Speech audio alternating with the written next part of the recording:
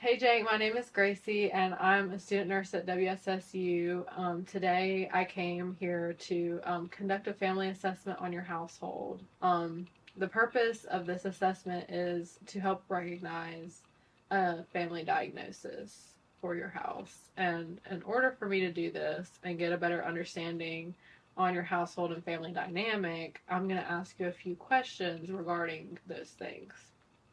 Is that okay with you? Yes. All right. So the first few are about your family roles and structure of your family. So the first question that I have is who lives here in your household? So myself, my wife, and my two kids live in the household. Okay. And are you the head of the household? Yes. Okay. And do you have any extended family that play a role in your life? Yeah. So my mom and dad both help with the kids, and also my mother-in-law and father-in-law are around quite often as well. And then my grandparents um, come around quite often, and then we occasionally see some relatives from out of town. Okay, that's cool. And how does your family communicate and who makes the primary decisions in your household? So we communicate via conversation, and it's usually a joint effort between myself and my wife when it comes to making decisions, whether it be financial or anything else that's major. Okay. And what would you say the roles in your family consist of? So, like, you being like the father, and then there would be like, what are the roles? Like, do you have like a breadwinner? Like, what's going on there? Yeah, so I would say my wife and myself are both the breadwinners, and um, we kind of alternate taking care of the kids. It's mostly me with the nature of my work. I can be home more often, um, so I guess you could say I'm kind of the caregiver and also one of the breadwinners as well. But we just kind of work together to get that stuff done. Okay. And do you have any health issues that are affecting your family members? I would say I have high blood pressure, and I also have uh, I would say I have high stress as well, and high cholesterol, and I think I have diabetes as well. Oh no. Okay. Yeah, unfortunately, Oh wow. it's not really a laughing matter, but I just find it amusing at such a young age Oh having diabetes. But yeah. All yeah, right. Um, and then what are your major stressors? Like, is it just you, like your wife? Like, are y'all both stressed out individuals? I would say we are. Having two younger kids and both being newer in our careers, um, and then on top of that, we both have health issues. What does your wife have going on? So she has high cholesterol as well. She has diabetes as well, and I think she has some sort of arthritis that runs in the family too. Okay. So between all that stuff, I would say that can cause some stress, and then also um, some dysfunction between some of our extended family. Wow. Yeah, I'm sure. Um, and what like have been major stressors other than your health that have been experienced in your family recently? Some stressors. Yes. I would say recently, uh, you know, we're putting well, we're putting our kids through private school, and it's very expensive. So, being able to come up with the funds for that, I've actually had to pick up a second job just to pay for their private schooling. So I'd say that's a major stressor recently. Okay.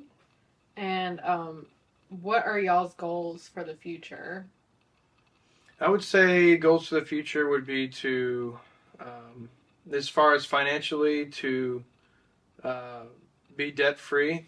So taking care of the student loans, the car payments, the private school expenses, and then eventually take care of the mortgage. That'll be a little bit, but if we have just the mortgage to worry about, that'll be a lot less stress on us. And then as far as health goals, I would say diabetes can be at least brought down uh, to where it's manageable, and I'm just hoping that we can both manage our diabetes.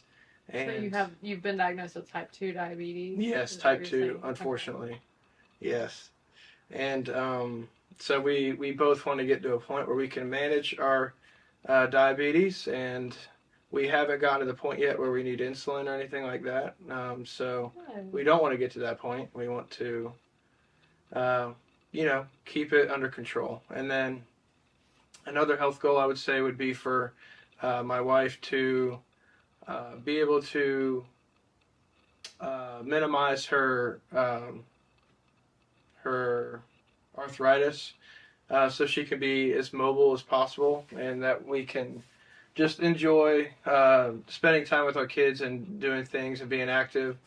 Um, so I'd say those are probably the major goals for us right now.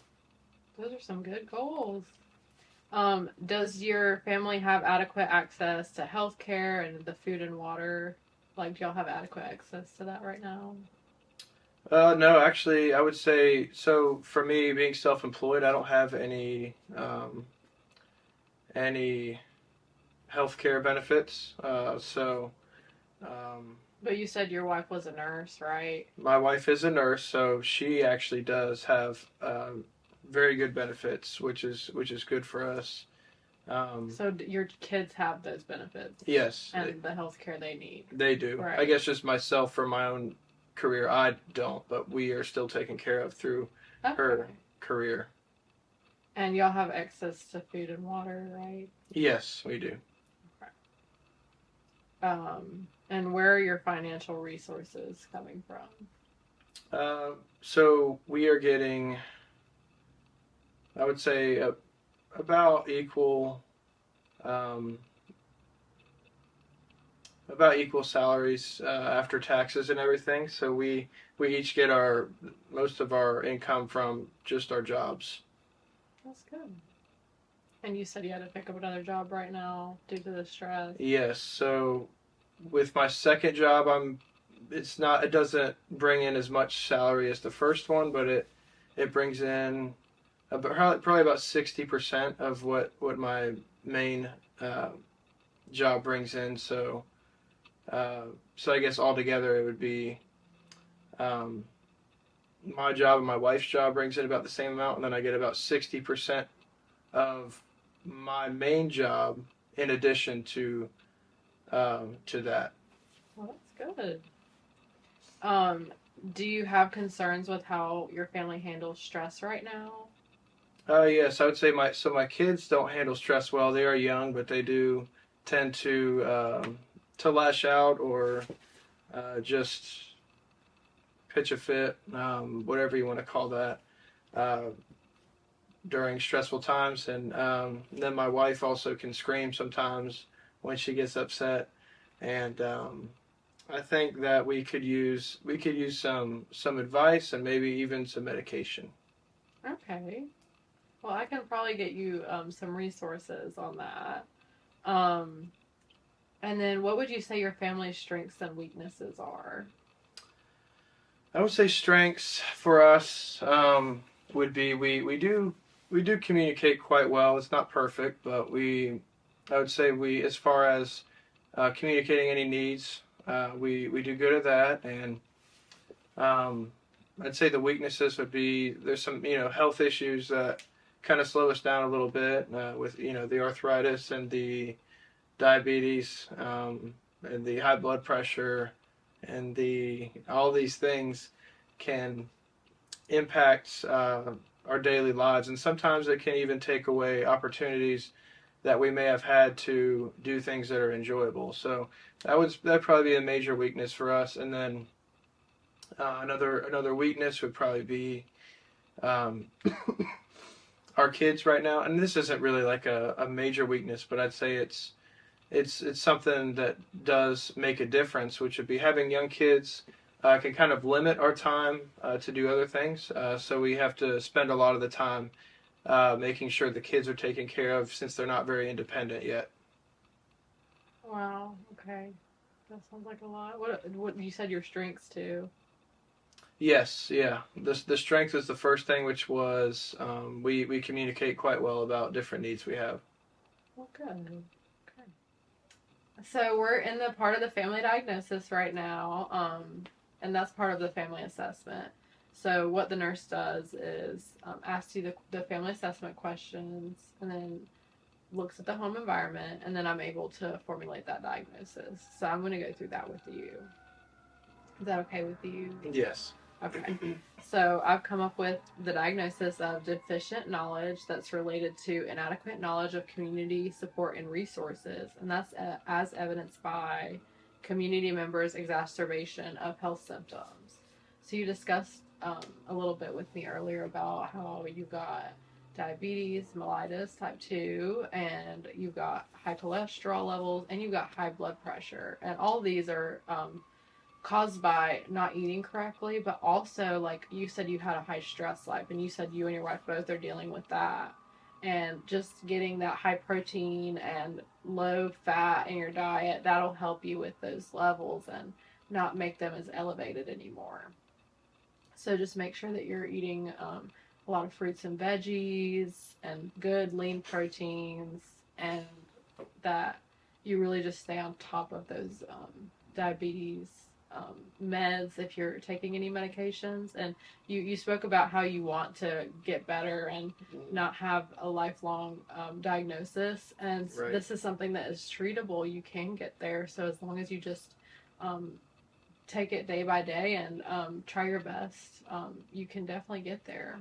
I apologize for laughing. I was when you were talking about fruits and veggies. Especially my wife, just hates the taste of vegetables. But Oh no. So what are y'all gonna do? I don't know. It's gonna be tough. We're gonna try our best. Maybe start by having some kind of dessert. Oh. I know it's a dumb idea, but have some kind of dessert that is disguised as dessert, but it's really like some kind of vegetable. I don't know. I'll have to get creative with this one. Yeah. You know? You'll have to figure some stuff out for her sake, you know? Yeah, for sure. And then when was the last time that you visited your primary care provider? Primary care, that would be 2 years ago when I got diagnosed with diabetes, and I was borderline, considered, well, not borderline, I'm medically obese. So you said that it had been like around 2 years since you were first diagnosed with the diabetes and the Yes. obesity? Yes. So going to the doctor regularly, your doctor is able to really help you and get the needs met that you have. So they're able to refer you to people, like you were talking about stressful like situations that you've been going through with your family. Your doctor is able to do that, and just I would really recommend you to try to go and see your doctor at least once a year for a yearly physical, because that helps you to have a better knowledge of your health status. And also take your kids and your wife. Take your kids and your wife to the doctor. Make sure that they're getting checkups. I know that you said your wife was a nurse, so she probably knows all about that and how important her health is. This, I'm giving you this. This is just kind of like an overview of everything we've went through, and it also lists some places that your doctor has recommended for you to go to for psych. So it has some good psychiatrists. You said you might need some medications for your wife and you, Yeah. your stress and anxiety. So there's that. And How much is all this going to cost? it should be in your insurance package with your wife's health care. It's been forever since I've done something like this, so that's a concern of mine, but I'm glad that it's, covered under insurance at least. Yeah. Do you have any questions for me? Yeah, I would just say, I just wanted to ask, is obesity, is that genetic? Because I don't want to use that as an excuse for myself, but I'm just concerned for my children because they I don't want them to follow in my footsteps if it is genetic and them become overweight as well. Or is it just something that if we change our habits, hopefully our children will do the same? So that was a great question. A lot of the times, obesity can be genetic, but you can fight your genetics, and that means that basically you've still got young children, right? You got a 5-year-old and a 3-year-old, right? So they're still at a young age that they're still learning all these eating habits. If you start teaching them healthy eating habits from an early age, there's no reason that they will be obese one day. It's really up to the way that you start them out with eating and make sure that they're eating healthy choices. And like the teen years are the hard part, but once you get through those, they should know, like, you know, eating out sometimes is okay, but let's not make this an everyday habit. Not every meal that we need to be eating out of the house. Okay. Okay. Yeah. Thank you for letting me do this family assessment and house assessment. I know that can sometimes be uncomfortable, but thank you for letting me do this, and hope you have a great one, okay? You too. Hi, this is your home health assessment. So here we have flooring that's lifting, and that can be very detrimental because you can fall really easily on that.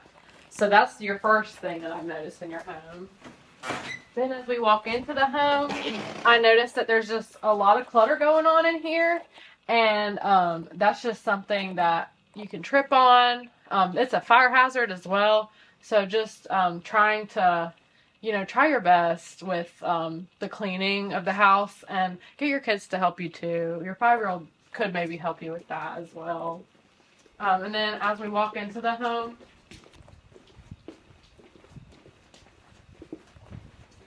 so this area is cluttered as well, and it's a fire hazard. You've got your papers. This is your craft room, and you've got your papers up too tall. It should never be touching the ceiling. That's a huge fire hazard, so try to get that off the ceiling if possible. Then in here, in your living area, we've got a scatter rug, which is easy. It's an easy tripping hazard. And we've also got the paint, which is in here. And that is a fire hazard as well. And there's a lot of paint in here and stuff, which it's fine to have paint, but just be very careful with where you place it, because in the living room area, that's an unsafe place to put paint. Then as we go into the hallway, we've got a trampoline in the middle of the hallway. I guess your kids like to jump on the trampoline. That's awesome. It's a great exercise tool, but maybe put it somewhere else, like in a yard somewhere where it'll be easier to walk through the hallway, because that's a tripping hazard as well. And then this is your closet space. You've got a scatter rug, which is also a tripping hazard. And then over here, we've got exposed electric stuff, which is a fire hazard. So those are just a few of the things I noticed in your family assessment, your home assessment. And with these, it looks like they're like very packed, and it looks like they could fall down. Like I was barely touching one, just like admiring, and it like tried to fall on me. So that's definitely, that's scary. So let's maybe get another one of these to get all the clothes that you have, which is fine. It's great. I love this whole closet you've got going on, but just make sure that you stay vigilant and know that this is gonna cause someone to get hurt if you don't get a new clothing rack. Yes. All right. Well, thank you for listening. Have a good one. Okay.